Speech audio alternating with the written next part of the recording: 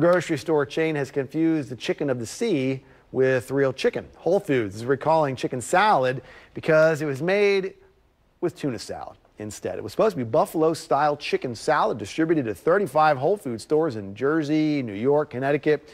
Concern comes because some people are allergic to tuna and it could cause reactions like nausea, breathing problems. USDA says, though, no confirmed reactions have been reported. Hopefully Whole Foods will get its chicken salad and its tuna salad straight.